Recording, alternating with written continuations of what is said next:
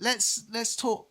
I want to talk about something that I've not actually done a video on. I've not spoken about it. I've not really put it out there, and it was more or less I just didn't want to jump the gun too much too far on this thing. And I'm definitely going to be cutting bits out of this podcast and posting clips for people to sort of gain wind of things like this. But we worked quite hard, didn't we, Strafe, behind the scenes to get in touch with TFL, right, to speak to Chris and to try gain the initiative and sort of route and ask them if it was possible for us to get the support and to get integrated. And the answer was yes. We put a lot of work in, we put a lot of time in. And the simple answer here for everybody listening, if we want access to all of these different things, right, Strafe, we can get them.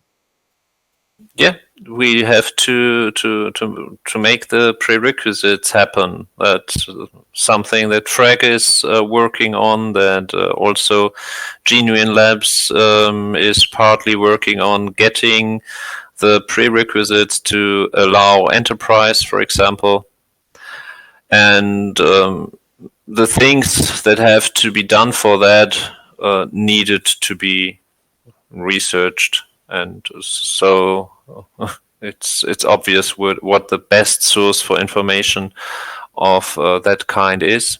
And so I hope that with one of the next upgrades, we can start using some of those tools. And with SDK 47, then even more of those tools. So at some point, we can benefit from everything that is offered to us. When I first discovered Alliance, trying to understand Alliance and Enterprise together, separate, and how it could really be placed, is I spent a lot of time thinking about it, and it was actually something I brought to all of you in TCC, the L1, and you, Strafe, and I spoke about it quite a lot. And the idea of really pursuing this to get access to these tools is so important. And a lot of the times you think to yourself, especially myself when I think about stuff like this, is can we really go up the chain of command that high to get to the horse's mouth, to actually speak to them and, like I said, gain the initiative of whether we can do this or we can't do this. It was insane to say the least, because the big issue here in Lunar Classic is there is no central authority. As much as anyone would like to create the narrative that there actually isn't. There's nobody. No So official representative, and everyone that says there is either wrong or lying. and a lot of people said they were.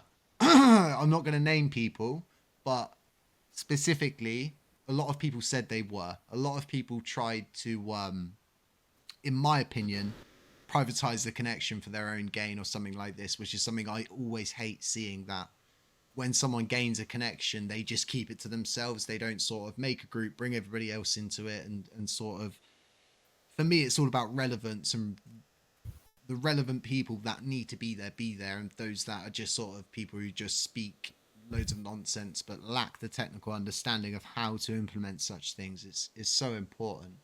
Now, Alliance, it's in itself is a totally separate thing from Enterprise, but they all work together. Getting access to all of these tools, right? And let's play devil's advocate here, and let's say the SEC get Duquan, he gets deported back, and the worst case scenario is things start to go south, right? If we get access to these tools initially, Strafe, we've got them, don't we? They're open source. We can do whatever we want at that point.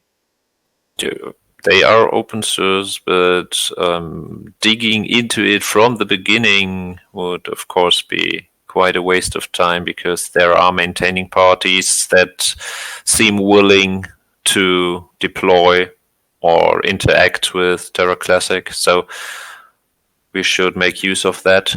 And yeah, if, like you're saying, worst case scenario happens that all this is abandoned, there are for sure teams that are taking over open source projects and continue maintaining them and deploying them. So that's something that is not tied to the immediate success, I would say. And how well this technology works with what we've got is impeccable stuff. It's stuff we you as developers and the L1 and all those different people, they understand the language, they understand the technology, and they understand kind of how it should be used, utilized, and the sort of use cases that you can create with this. But us right now, right, if we look at the paid per job and the sort of the ups and downs of that and the arguments from the left, the right, the middle, labor market is just an advanced paid per job. So getting access to that right now, moving forward, for me is a no-brainer, because we just don't have a tool like that. We tried to create a tool like that and put it forward. People don't accept it, so maybe they'll accept a tool that's centralized under TFL instead. It's yeah.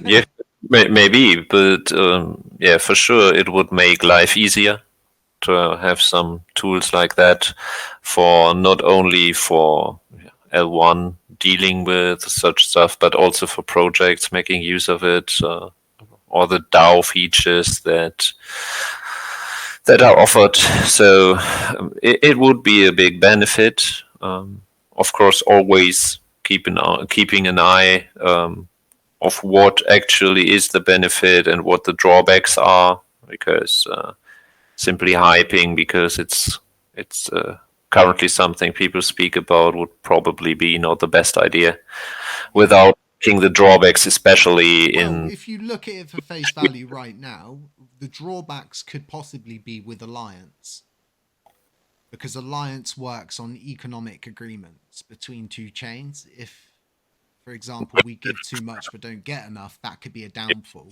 But I don't see any downfall with payments. I don't see any downfall with labor market. I don't see any downsides with the DAO system or the treasury system. It's just all stuff we really need. We need stuff, right, that people can use.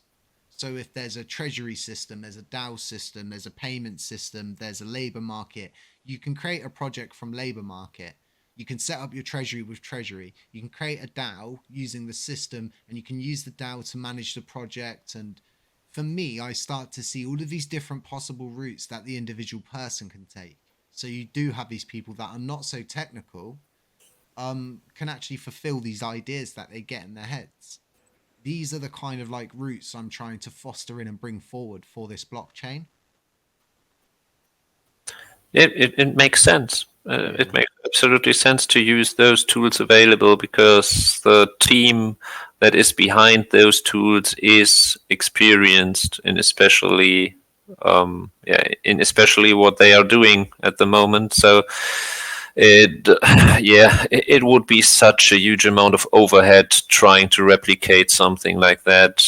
They do, but you could have said a little bit more, because there's a lot of people all of a sudden that I can see that are jumping on this as if they're the ones that have sort of discovered it, and it's irritating from my point of view. You would specifically know this, knowing how long I've been, explaining this to you before I even started like saying to other people we should. I can remember how often you told me that we should make use of that. It has been months ago. So long ago. As soon as, and this is back before like Chris Amani took over for DK, when DK first put out his drawing for how Alliance worked, and barely anybody understood what he was getting at. But I get it. And this is the thing I think a lot of people don't understand. And I've left this to the end of the podcast here, because a lot of people feel on the middle ground about burning. But if people really want to, and you've said to me about this before, I've done a video on it recently, this idea of creating an Alliance asset, which we have no choice but to make, and ensure that that asset makes that whatever chain we're interacting with, we're allowed to be used as gas. And that token specifically has a low gas fee. It's cheaper than the actual chain that it's on. And people it wouldn't be something, oh, maybe I'll use it. They'll just use it because it's cheaper. If you provide that and it's part of the Alliance ecosystem agreement, it's a real, how do you say, Strafe? It's really what's a good word for it? It's Yeah, something to aim for. yeah, it's definitely something to aim for, but some people would say it's like maybe like we're overreaching, but I don't think we are. I honestly think that a lot of our problems could be solved by getting involved with Alliance and making ourselves more interoperable with the rest of the ecosystem that is the Cosmos, which is what we're supposed to interact with. There's so many chains out there that we could be part of, and having our Alliance economic asset that may have real low gas fees, has a very small amount that it burns. Yes, it might be low. Yes, it might be small. But if we can get it used on a broad use case, we could bring a lot of liquidity, a lot of volume, and a lot of extra burns. And these are all part of these possibilities that someone like me is thinking about, just like one individual person, right? Once you show people that all of these tools exist, we're using them, they're there, they're available, you get more people coming out of the wind, more people wanting to create, I don't know, the next Dex or whatever. I don't know, it was a really crap comparison, but there's so many different things that you can do in crypto, and we just don't have the tools readily available for people to use. And that's what you need. Tools are very important. So, I mean, there have been many talks about websites, docs, and so. And the thing I agree with is we need tools like those TFL can provide.